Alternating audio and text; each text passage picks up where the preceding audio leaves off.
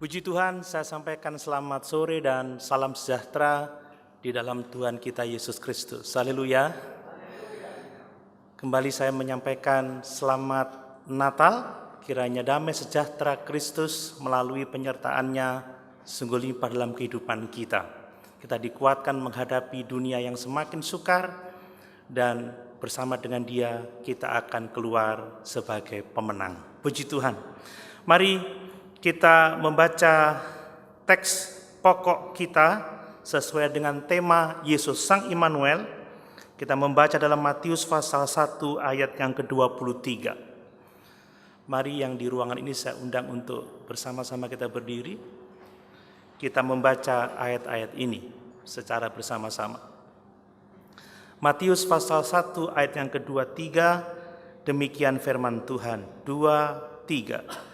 Sesungguhnya anak darah itu akan mengandung dan melahirkan seorang anak laki-laki, dan mereka akan menamakan dia Immanuel, yang berarti Allah menyertai kita. Puji Tuhan. Silakan duduk.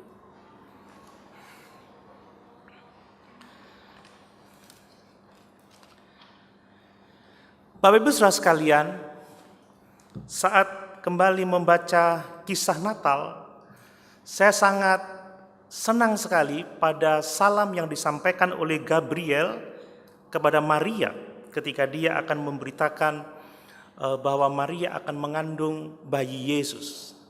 Mari kita coba lihat bersama-sama itu di dalam Lukas pasal 1 ayat yang ke-28. Lukas pasal 1 ayat yang ke-28. Demikian firman Tuhan. Ketika malaikat itu masuk ke rumah Maria, ia berkata, "Salam hai engkau yang dikaruniai, Tuhan menyertai engkau."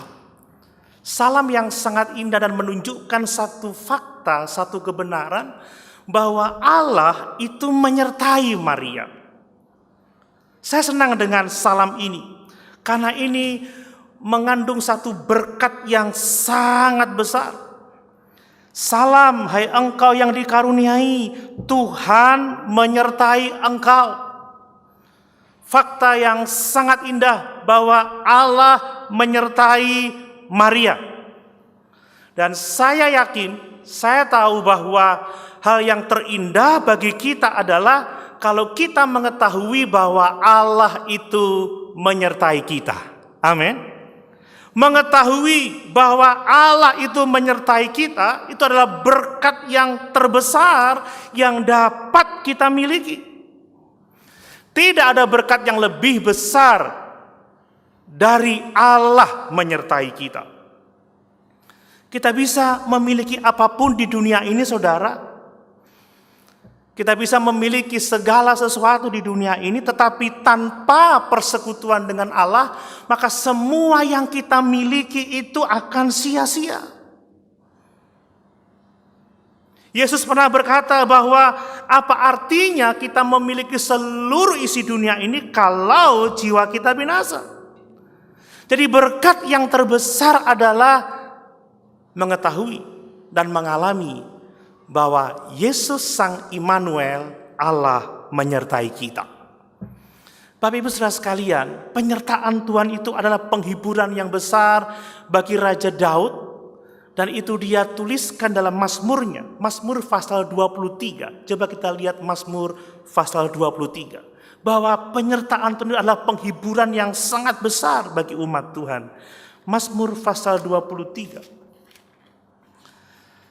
Saya akan membaca ayat yang ke-4. Sekalipun aku berjalan dalam lembah kekelaman, aku tidak takut bahaya, sebab engkau besertaku. Gadamu dan tongkatmu itulah yang menghibur aku. Amin. Penghiburan yang terbesar bagi Daud adalah kenyataan bahwa Allah itu menyertai dia.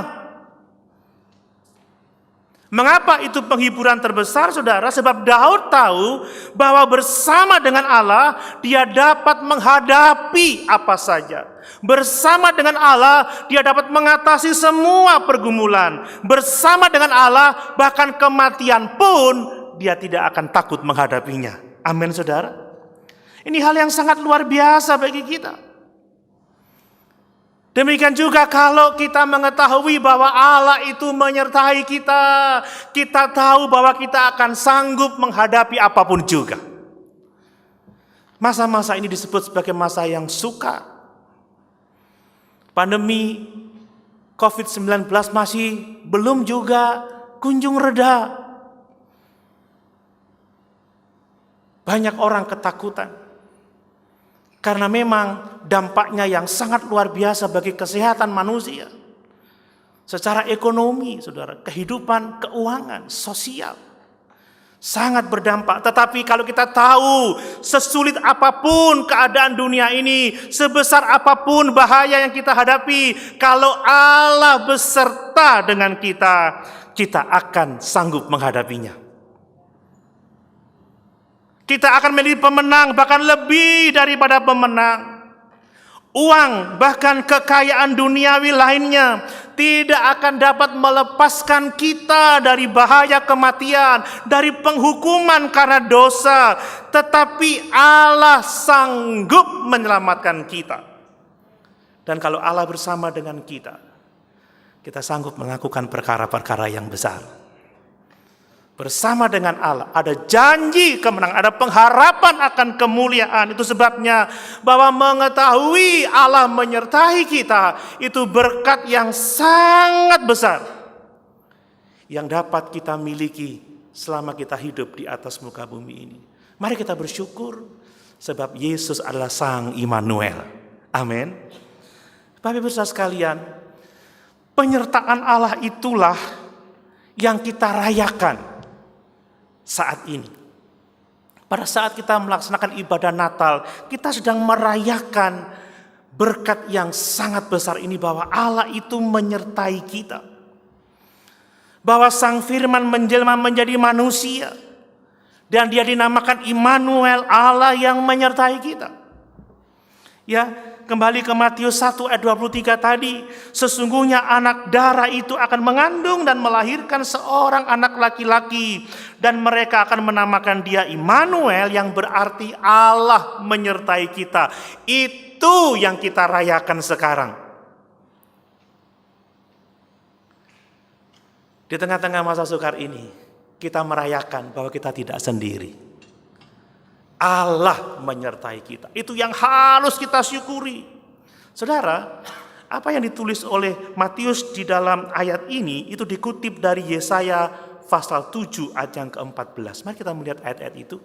Karena nanti saya akan mengajak kita untuk melihat latar belakang dari Yesaya pasal yang ke-7. Yesaya pasal yang ke-7. Ayat yang ke-14. Demikian firman Tuhan. Ya. Sebab itu Tuhan sendirilah yang akan memberikan kepadamu suatu pertanda. Sesungguhnya seorang perempuan muda mengandung dan akan melahirkan seorang anak laki-laki dan ia akan menamakan dia Immanuel.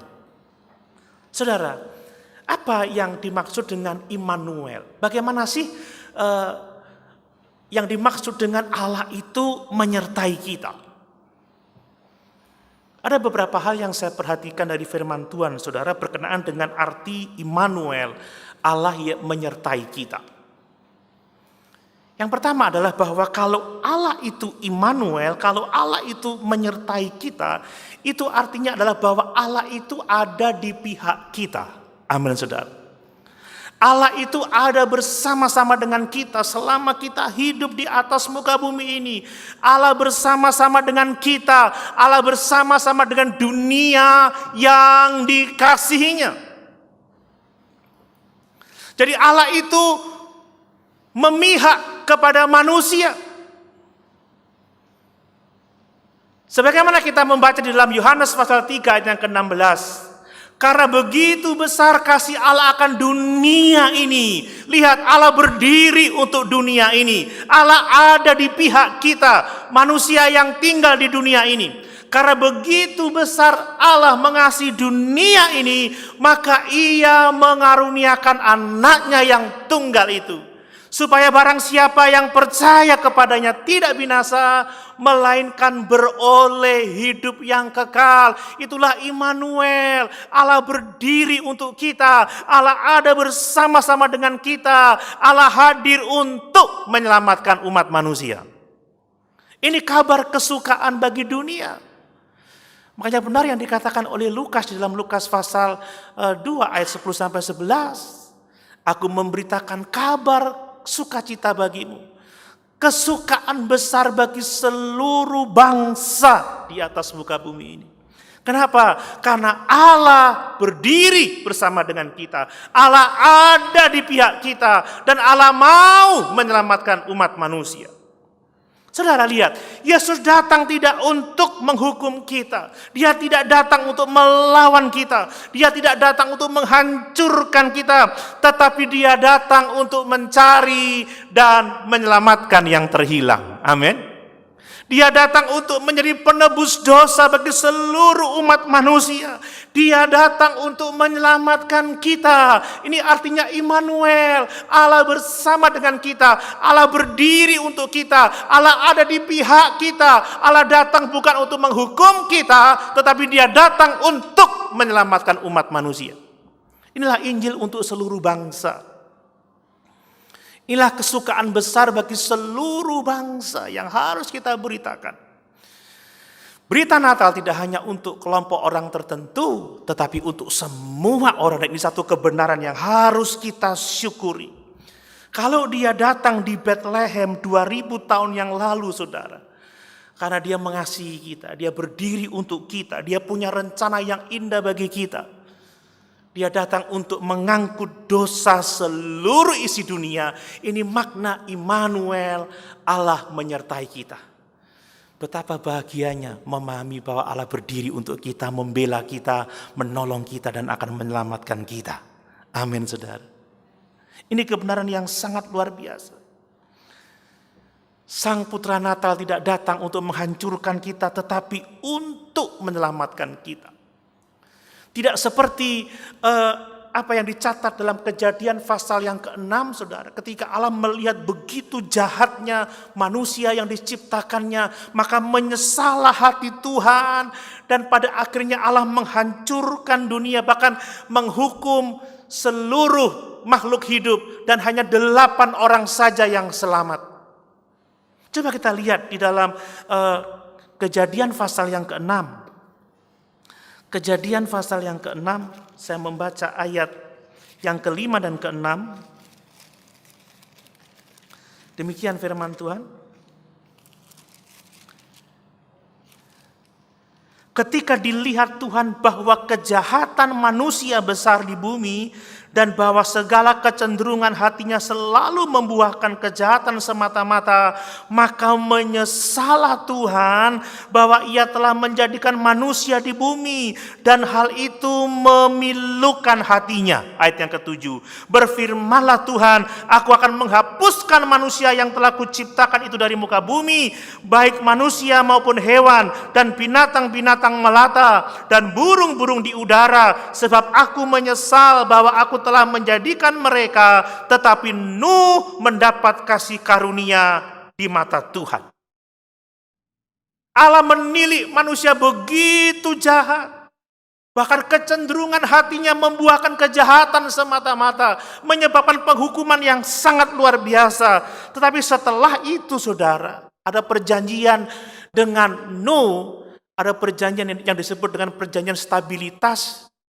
Allah memberi kesempatan kepada manusia dengan stabilitas alam, bahkan apapun yang terjadi Tuhan tidak akan melakukan lagi penghukuman dengan air bah untuk mendatangkan keselamatan bagi umat manusia. Tapi apa yang terjadi setelah air bah, saudara? ternyata dosa masih saja bertambah-tambah, kejahatan masih saja bertambah-tambah, amoralitas masih saja bertambah-tambah, terjadi banyak penyimpangan. Tetapi apakah Tuhan melawan kita? Tidak, saudara. Tuhan bersabar, Tuhan berkemurahan, dan pada akhirnya Dia mengutus Sang Firman untuk menjelma menjadi manusia. Allah berdiri untuk kita. Allah membela kita. Ini Immanuel. Amin, saudara. Dia tidak datang untuk menghukum, tetapi untuk menyelamatkan kita. Ini anugerah yang sangat besar. Dalam realitas bahwa Immanuel, Allah itu menyertai kita. Coba kita lihat dalam Yohanes pasal 3 ayat yang ke-17. Yohanes pasal 3 ayat yang ke-17. Kiranya ini menguatkan kita bersama, saudara. Yohanes pasal 3 ayat yang ke-17.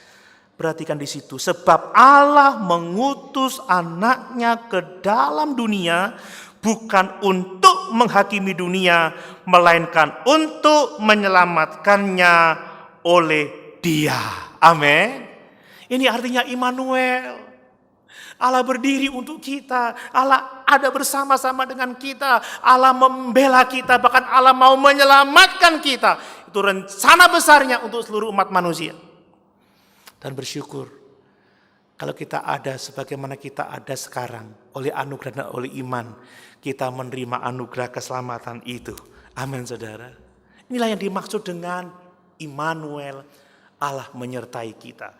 Allah berpihak pada kita. Allah berdiri untuk kita. Allah bersama-sama dengan kita. Allah hadir untuk membela kita, untuk menolong kita, bahkan untuk menyelamatkan kita dengan kasih yang sangat besar, dengan pengorbanannya di atas kayu salib.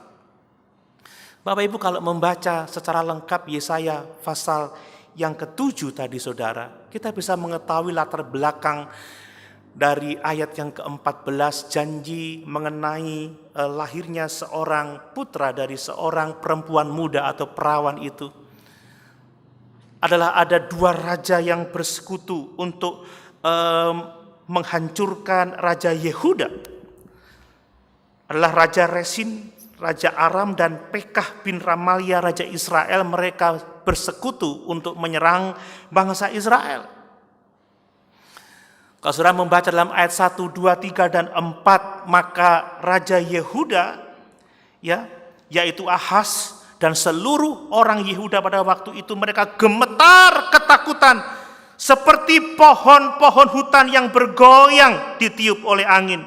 Mereka sangat ketakutan, tetapi Allah mengasihi mereka, Allah membela mereka, Allah berdiri bersama dengan mereka. Sehingga dalam Yesaya pasal 7 ayat yang keempat, Allah berfirman, teguhkanlah hatimu dan tinggallah tenang. Janganlah takut dan janganlah hatimu kecut karena kedua puntung kayu api yang berasap ini, yaitu kepanasan amarah Resin dengan Aram dan anak Remalia.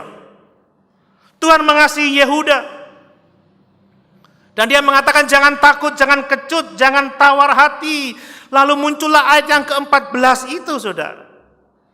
Seorang perempuan muda akan melahirkan seorang anak. Dan sampai anak itu, saudara, cukup mengenal kejahatan dan dapat menolak kejahatan, memilih yang baik, maka kedua raja itu akan ditinggalkan, Resin dan Pekah.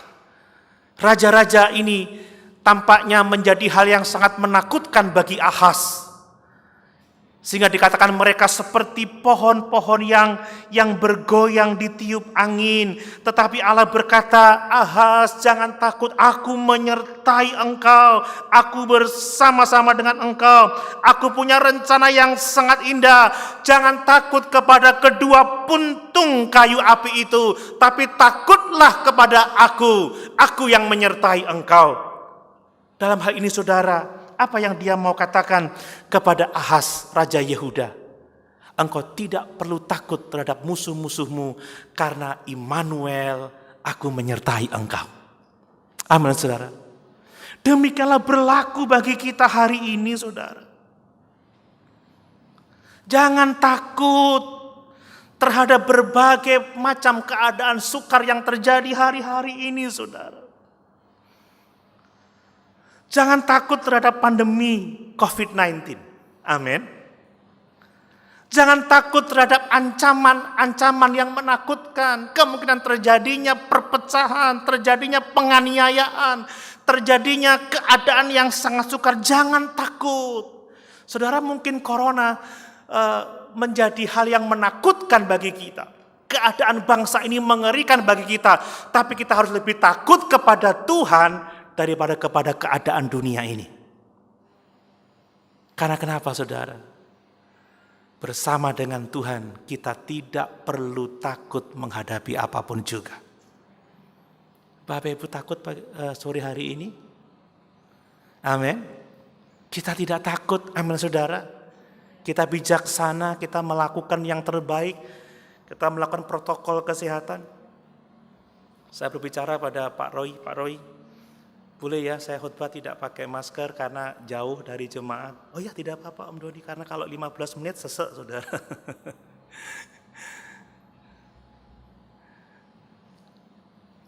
Keadaan boleh sukar, ada bahaya di mana-mana. Tapi kalau Allah bersama kita, apa kata firman Tuhan? Sekalipun 1000 rebah di sebelah kirimu, 10.000 rebah di sebelah kananmu, engkau akan tetap berdiri tegak sebab Immanuel, Allah menyertai kita. Amin. Allah ada bersama-sama dengan kita. Allah kita besar, Allah kita maha kuasa. Dia memegang kendali atas semua yang terjadi. Dia yang pernah berkata sehelai rambut pun tidak akan dibiarkannya jatuh tanpa seizin Tuhan. Amin. Karena Immanuel, Allah menyertai kita. Yang kedua saudara, apa artinya Immanuel? Immanuel, Allah menyertai kita secara harafiah saudara. Kelahiran Yesus Kristus itu adalah kebenaran. Kebenaran yang sesungguhnya bahwa Allah itu menyertai umatnya. Ini yang harus kita syukuri. Bahwa bayi Yesus yang lahir 2000 tahun yang lalu di Bethlehem, itu adalah Allah yang menyertai umatnya. Bayi Yesus bukan sekedar bayi biasa. Bukanlah hanya sekedar lambang kehadiran Allah, tetapi bayi Yesus adalah Allah sendiri, Allah di dalam daging, Sang Firman yang menjadi daging, Allah yang menjadi manusia. Jadi secara harafiah saudara, Natal, kelahiran Yesus itu adalah menyatakan kebenaran bahwa Allah sungguh-sungguh beserta dengan umatnya. 2000 tahun yang lalu, selama 3,5 tahun Allah menyertai bangsa Israel, melayani bangsa Israel. Sampai dia mati di atas kayu salib untuk memikul dosa seluruh isi dunia. Dia dikuburkan, tetapi dia dibangkitkan, naik ke surga dan akan datang kembali menjemput semua umat ketebusannya. Amin. Jadi bayi Yesus bukan sekedar bayi biasa. Dia adalah Allah, saudara. Dia Firman yang menjadi manusia. Paulus mengatakan bahwa Sang Firman itu dalam keadaannya yang adalah Allah, yang setara dengan Allah, tidak mempertahankan kesetaraannya dengan Allah, tetapi mengosongkan dirinya dan mengambil rupa seorang manusia. Taat sampai mati di atas kayu salib. Supaya hanya oleh anugerah dan iman saja kita diselamatkan. Yesus adalah Allah di dalam daging. Yesus adalah Immanuel. Amin saudara. Bayi Yesus dalam palungan itu adalah Allah sendiri. Allah di dalam daging. Saudara, hal ini menjadi kesulitan bagi banyak orang sekarang ini untuk memahaminya. Bahkan murid-murid pada waktu itu juga tidak memahami saudara. Kalau Bapak Ibu membaca di dalam Yohanes pasal 14 ayat 8 sampai yang ke-9 itu, Filipus berkata kepada Tuhan Yesus, Tuhan tunjukkanlah Bapa itu kepada kami, itu sudah cukup bagi kami. Dia tidak tahu bahwa Yesus itu adalah Allah, Immanuel, Allah yang menyertai mereka. Sampai-sampai dia berkata, tunjukkanlah Bapa kepada kami, itu cukup bagi kami. Tapi apa jawab Tuhan Yesus, saudara? Telah sekian lama aku bersama-sama kamu, Filipus, namun engkau tidak mengenal aku. Apa kata Yesus? Barang siapa telah melihat aku, ia telah melihat Bapa. Bagaimana engkau berkata, tunjukkanlah Bapa itu kepada kami? Immanuel secara harafiah, bayi Yesus yang lahir 2000 tahun yang lalu, dia adalah Allah. Amin, saudara. Allah yang menyertai umatnya. Pada kebaktian Natal kemarin, saya membacakan di dalam Kolose pasal 1 ayat 15 sampai 20. Bahwa Yesus adalah gambar dari kemuliaan Allah yang tidak kelihatan.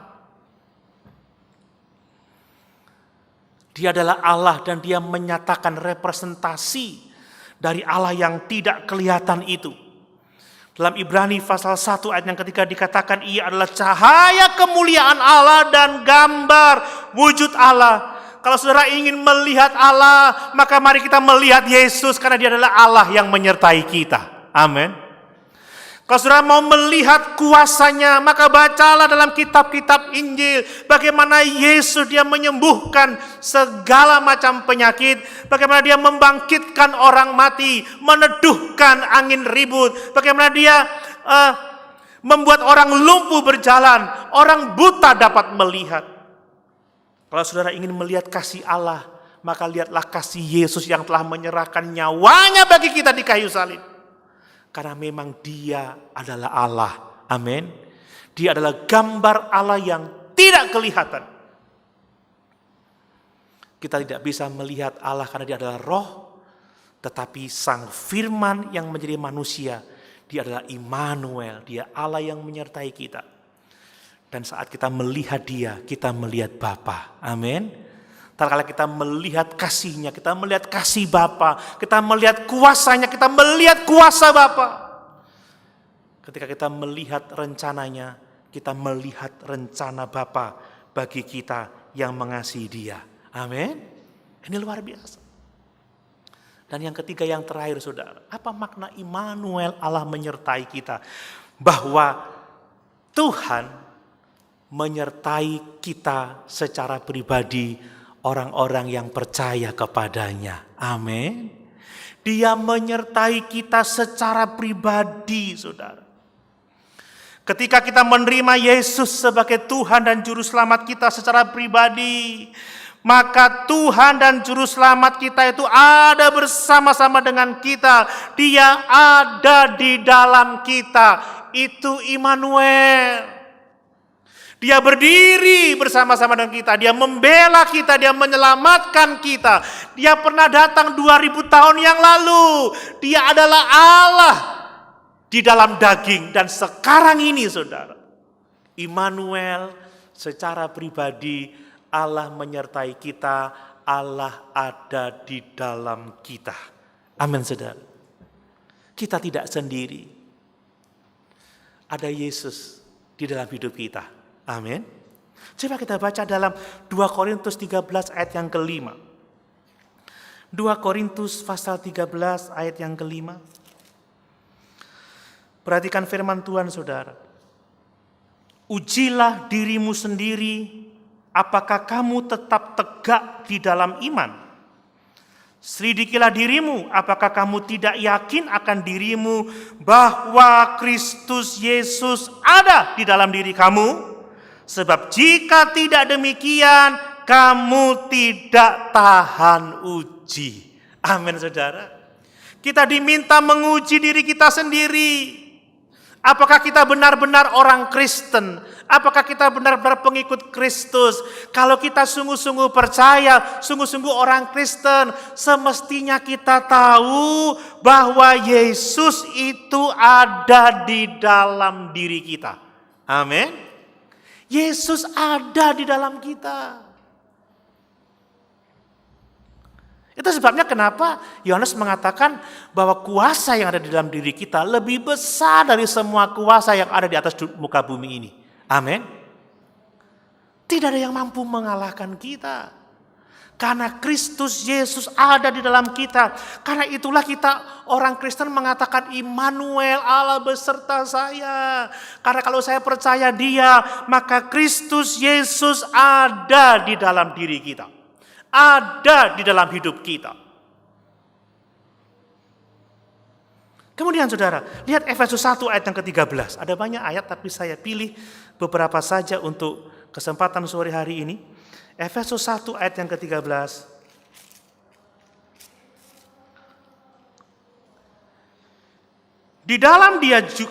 Di dalam dia kamu juga, karena kamu telah mendengar firman kebenaran, yaitu Injil keselamatanmu, di dalam dia kamu juga ketika kamu percaya dimeteraikan dengan Roh Kudus yang dijanjikannya itu. Amin. Ketika kita percaya Yesus, kita dimeteraikan dengan Roh Kudus. Ini adalah cap kaisar yang menandakan kepemilikan kaisar. Maknanya seperti itu. Kalau kita dimeterai, artinya kita milik Yesus Kristus Tuhan kita. Dalam Efesus 4 ayat yang ke-30, Paulus mengatakan Allah telah memeteraikan kita menjelang hari penyelamatan. Tuhan sendiri meletakkan meterainya atas kehidupan kita. Tidak ada yang dapat membuka meterai itu. Makanya kita memiliki kepastian keselamatan di dalam Kristus Yesus Tuhan kita.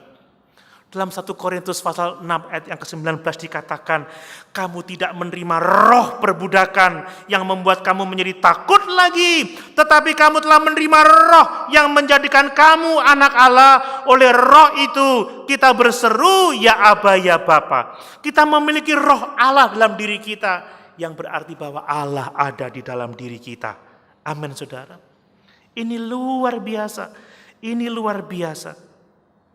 Tetapi saya mau mengingatkan kita bersama bahwa ketika malaikat berkata kepada Maria, salam hai engkau yang dikaruniai, Tuhan menyertai engkau. Tidak berarti bahwa kehidupan Maria pada saat itu berjalan dengan mudah. Tidak saudara. Jangan mau dibohongi kalau ada orang yang berkata ikut Yesus semuanya akan mudah. Ikut Yesus tidak ada penderitaan. Ikut Yesus engkau akan selalu sukses. Tidak ada sakit penyakit. Tidak ada pergumulan. Tidak ada masalah. Jangan mau dibohongi dengan itu saudara. Realita bahwa Allah menyertai kita tidak membuat hidup akan selalu menjadi mudah. Amin. Amin. Pikirkan yang dialami oleh Maria. Dia harus mengandung bayi Yesus yang akan sulit dipahami oleh banyak orang. Bahkan sampai-sampai Yusuf merencanakan untuk menceraikannya dengan diam-diam. Sampai sekarang tidak banyak orang yang tidak dapat memahami kelahiran dari Roh Kudus. Mana mungkin orang bilang kalau Yesus anak Allah, siapa bapaknya katanya, siapa bidannya kan begitu. Orang bingung saudara. Tidak hanya itu saudara. Maka Maria harus pergi ke kota lain karena dia harus menyelamatkan diri dari ancaman pembunuhan Herodes. Melarikan diri. Ada banyak perpindahan tempat yang membuat dia harus mengalami kesusahan. Bahkan saat melahirkan anaknya pun tidak ada satu penginapan yang dapat menerimanya. Ada di sini yang melahirkan di kandang? Ada ibu-ibu yang pernah melahirkan di kandang? Tidak ada kan saudara? Tapi saudara, sekalipun kehidupan tidak menjadi mudah, tetapi Immanuel membuat segala sesuatunya berbeda. Amin saudara. Ada masalah, tetap ada pergumulan.